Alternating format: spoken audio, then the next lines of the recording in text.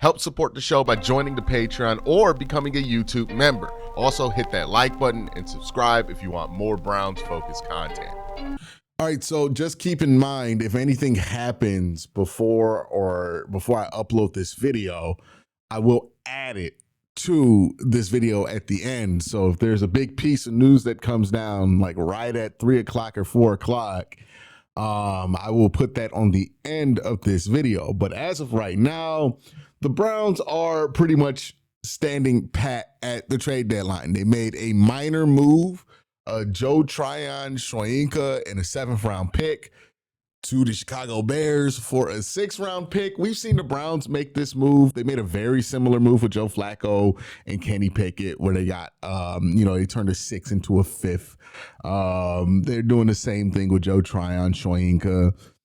This is a trade that, it's more of a semantic move for me than an indication of like how aggressive the Browns were or weren't during the trade deadline. I always thought that it wouldn't make sense for Cleveland to be ultra aggressive, especially if like they're not worried about getting fired this year. And again, them not being ultra aggressive here, Kevin deciding to let somebody else take over more control of an offense that he's usually judged by. All of these things as of right now feel like they're pointing towards the direction of those two guys being safe, whether you think that those two guys should be safe or not. I'm just telling you what the tea leaves are, right? I'm not even of the opinion anymore that I think Kevin should be safe. I think that he should be scrutinized, possibly, well, not even possibly. I think he should be fired at the end of the year because of how the offense has looked over the last 2 years. But it seems like they're going to give him, at the very least, until the end of the season and possibly next season, and even more after that, to figure it out, what's been going wrong with this offense. And it doesn't look like Andrew Berry is feeling the pressure to make a giant move here at the trade deadline. I know some people are going to be disappointed, right?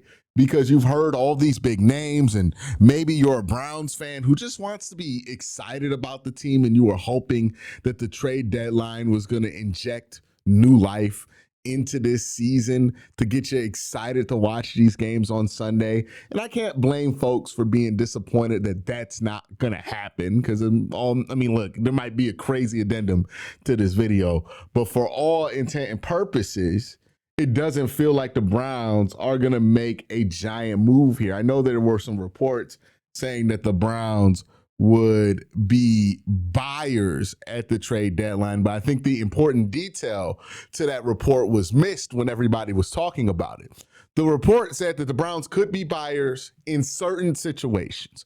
And what that meant to me was that if there was a young player who was available with control on their contract over the next few years, like a Garrett Wilson, then the Browns would be in the market for a player like that.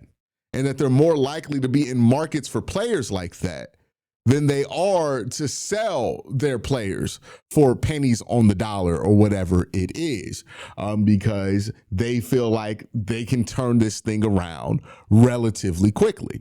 Now, we're seeing what the Jets are doing. And the Jets are doing what a lot of Browns fans want the Browns to do right now, which is just complete fire sale, right? They're selling Quinton Williams right now. They traded him for a 2nd and a 2027 first. They traded Sauce Gardner for a 2026 first, and a 2027 first. So right now, as of recording this video, they have what I have to say, 2 first-round picks, 2 second-round picks, and then 3 first-round picks, and then a second-round pick in the next couple of drafts. So it seems pretty obvious that Aaron Glenn wants to completely start from scratch with his roster and rebuild his locker room from the ground up. And that makes sense for Aaron Glenn, and that makes sense for the Jets. I do wonder if it's going to bite them in the ass. Like let's say they get a quarterback and things are ready to be turned around and all they need is a game-changing defensive player at corner and on the defensive line, and now they don't have it. I know people tend to make a habit of underestimating how important defensive tackles are, but a great defensive tackle is very important to your defense. And the same for a great corner. They traded 2 good players, and they got good compensation for them. But I'm going to be interested to see how that works out. On one hand, you got the draft picks. You'll be able to rebuild this team from the ground up in your own image if you're Aaron Glenn. On the other hand, you traded 2 really good players, and you might not get back enough to replace those guys because, I mean, you're talking about 2 top 10 picks that you've taken, right? 2 cornerstones of your franchise that you just moved on before they turned 28. And that has high bite in the ass potential.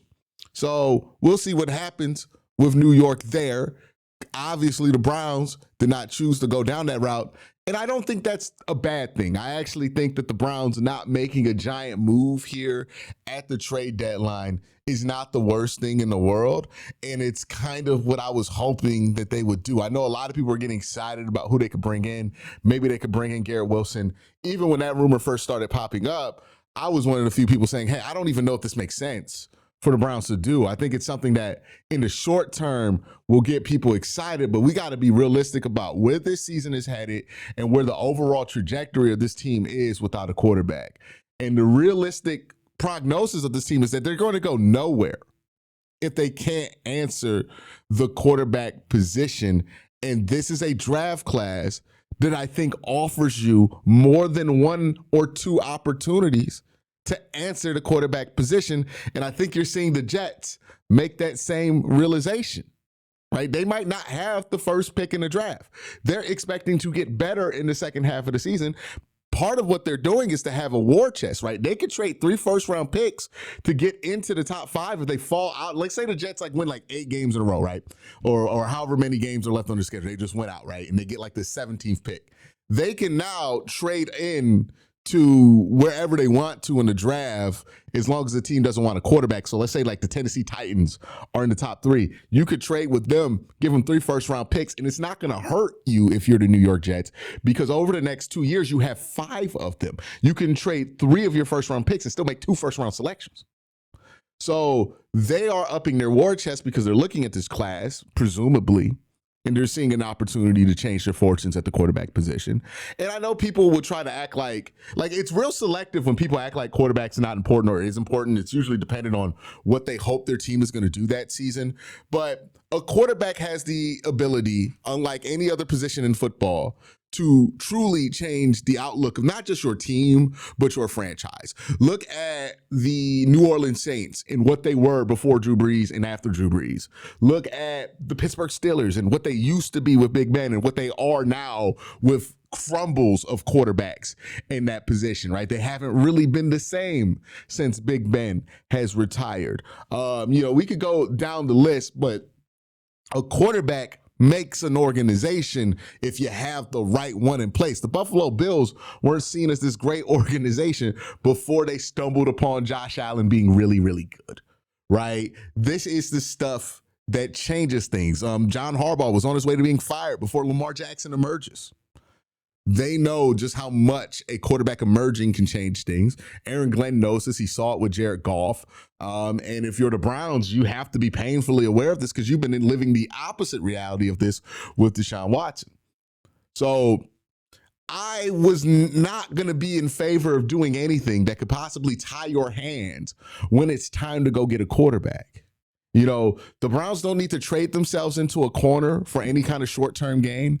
The Browns don't need to trade themselves into a hole for short-term game. I think the Browns have to understand right now, and I would hope that they understand that short-term benefit is very useless right now. Something that's going to help the Browns in the short term is useless.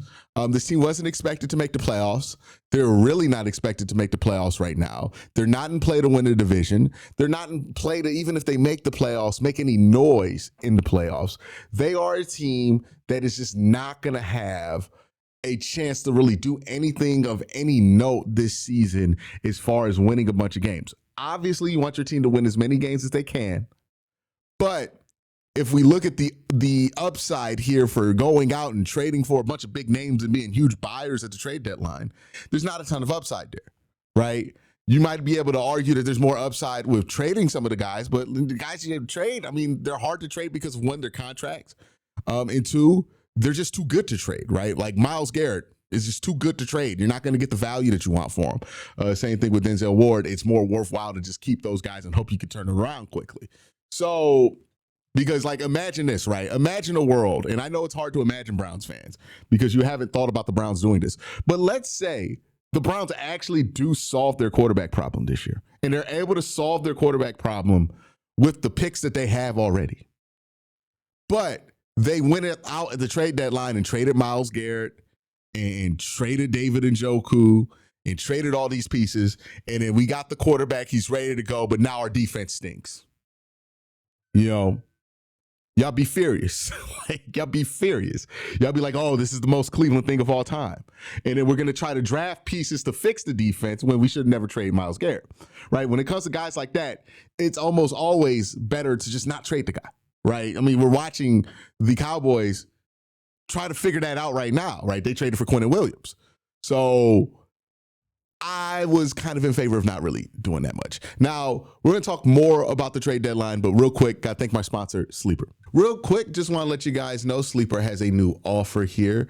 They're offering a free $20 entry, no deposit required. And also, if you're a first-time user, you also will receive a 100% match on up to $100 when you use the promo code Worst Take. Again, $20 free, no deposit required. Plus, first-time users also receive 100% deposit match up to $100. Join Sleeper. All right, so I'm okay with the Browns not making a ton of noise here, right? If that ends up being the case, I think I'm okay with it. I'm fine with it. I actually prefer it. I know that some people want the Browns to make a big splash here, so maybe it gives them some peace of mind for the rest of the season, but I just think short-term gain is so worthless right now for this football team, given where they are and what the opportunities are ahead of them. I think the problems on the Cleveland Browns offense are just bigger than what you could fix at the trade deadline, if I'm being honest with you. I think it's gonna take an offseason. It's gonna take a complete change of everything that the Browns have been doing over the last couple of years. And that might, and I think should, include the head coach, right? Like, I just don't think that making a trade here is going to put the Browns in a position to be a serious football team this year. I think they need a quarterback. I think they need some wide receivers. I think they need some youth on the offensive line. I think they need a new strategy when it comes to how they attack games offensively and how they attack scouting offensively in the long term. But I don't think that you can get any of that in the trade deadline. Unless somebody's willing to trade you a top 7 quarterback, that's the only way that the Browns are going to fix their problems. And I don't think anybody's going to do that. So, yeah, I wasn't looking at the Browns to make any big moves here at the trade deadline. I'm fine with the only thing of them doing is like Joe Tryon-Shoyinka. I know people are going to be disappointed because of the whole language about them being buyers, but I think that was just them announcing that they weren't just going to have a fire sale like the New York Jets are having. And, I applaud that. Like, they're probably going to go out and extend Alex Wright. I agree with that move. I agree with trading Joe Tryon-Shoyinka. If the price was too high for Garrett Wilson, I get not wanting to do that if you're Cleveland, because you're not a wide receiver away. You don't need to pay prices to go fix wide receiver right now. Wide receiver only makes sense to address if you get a good bargain on a player like a Marvin Mims or something like that. If like Denver was willing to offer him to you for like a 5th round pick, yeah, jump on that. But if you had to trade a first for Garrett Wilson, it's over. If you had to trade even a second for Garrett Wilson, I don't think it makes much sense, because given that you have to get young at other positions and given where the draft is projected to be strong at this year. So yeah. I'm also okay with the Browns deciding not to sell their own pieces for under market value, right? If somebody had called the Browns up and gave them an unbelievable deal for David Njoku, then yeah, do it, right? If somebody calls you up and they're giving you the Godfather deal for him, if somebody called you up and said, we'll give you a top 7 quarterback for Myles Garrett, trade Myles Garrett in a heartbeat.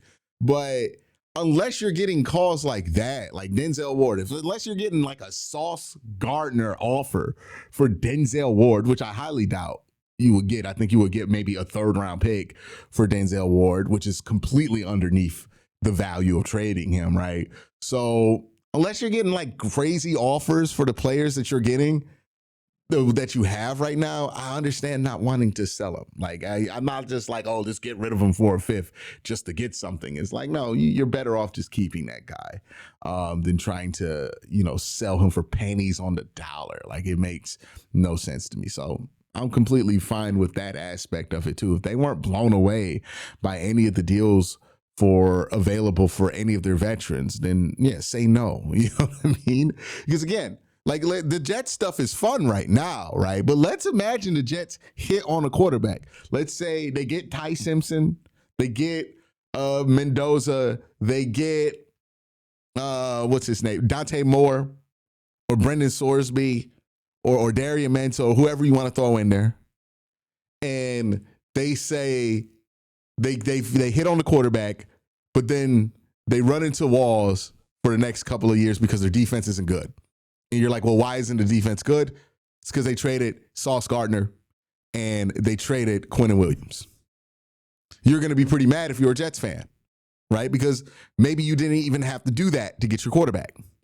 And if you're looking at the Jets record right now, it's very possible they don't have to do that to get their quarterback, right? Their natural pick is probably going to be able to get one of those 3 guys. So, you know what I mean? Like if the Browns did trade Njoku and they did, trade Myles Garrett, but then they got quarterback right next year and now we're ready to roll, we're going to be pissed that we don't have Myles Garrett. That right now, I think the draft picks, like getting the draft picks, people usually think that's a long-term thing, but I think it's a very short-term thing because you're not thinking about the long-term impact of not having a 25-year-old Sauce Gardner on your team for the next 5 years. You're not thinking about the long-term impact of not having a 27-year-old Quinton Williams on your team for the next 3 or 4 years while he's under contract. And you're paying dead money for those guys. And they're still on your books, but you don't have them on your roster. We'll see how this works out for the Jets. On one hand, I can understand why they did it, but I can see how it can backfire, and I'm okay with the Browns deciding not to do the same thing as the Jets, given what their current situation is. But that's just my opinion. I'm not really going to be complaining about the trade deadline stuff. I know every year the Browns don't make a major move at the trade deadline. People complaining.